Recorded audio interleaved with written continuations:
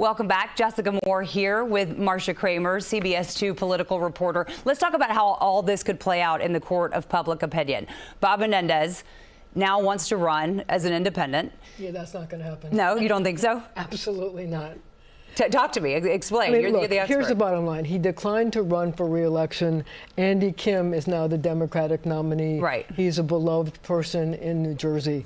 Having been convicted of this case and dodging a bullet 6 years or 7 years ago on another case that's very similar to this case, it's unlikely that he would have the political clout to run as an independent. But also, you have to ask another question, Jessica. What effect is this also going to have on his son, Bob Menendez Jr., who's also running for re-election this year as a congressman, and whether he's going to be tainted by the same brush? You know, the other thing that you have to point out here is that Democrats sort of left the Menendez ship a while ago. It was brought home to me a few weeks, like last week, when there was a big press conference having to do with Gateway, which was something that Menendez had, you covered the story. Right. Menendez had championed for years and years and years. And now it's finally happening, and he's... And he wasn't even mentioned. Right. It wasn't like, thank you to Bob Menendez. And there were like 1 million people that testified, that spoke. You saw it.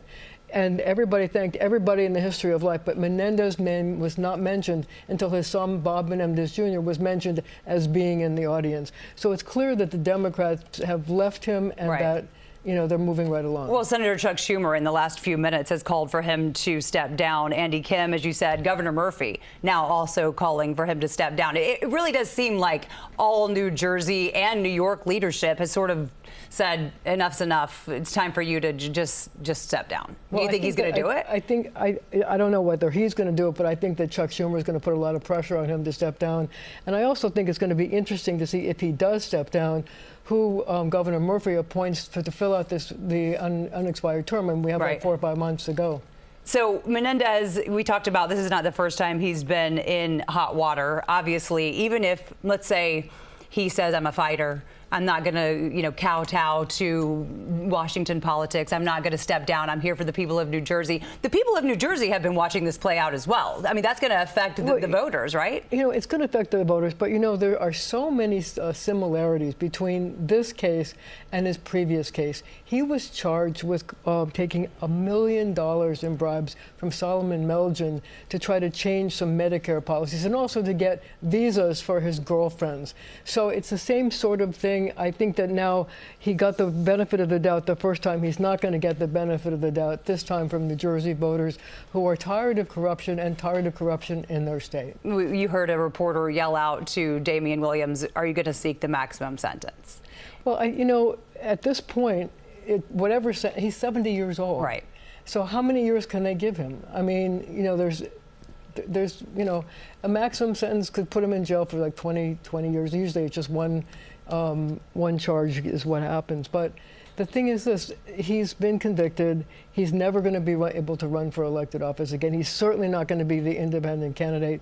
And I would ask the question about whether or not whatever happened here will also affect his wife. Because remember, he tried to throw her in under the bus, essentially. Under the bus. And the question is, do they ever try her now that he has been convicted? I mean, maybe the fact that she has breast cancer, that she's under treatment, maybe they'll just try to dismiss the case against her because they've convicted him. They've sort of found the fall guy. This is the person, this is the target. He was the target, right. Whatever. And I mean, I don't think he'll ever be able to run for elected office again anywhere, New Jersey or any place else. Yeah, I tend to agree with you. I did want to ask you, because I asked Professor Sample about this, the fact that they postponed Nadine's trial indefinitely just a few hours before the verdict came down was interesting. It wasn't like they did it contingent on this verdict, but maybe now that he has been found guilty, she's sort of off the hook? I mean, is that where your political mind goes? I mean, it may be that they just say, look, she's got breast cancer. Right. And, you know, we don't know how she's doing. We don't know what the treatment is.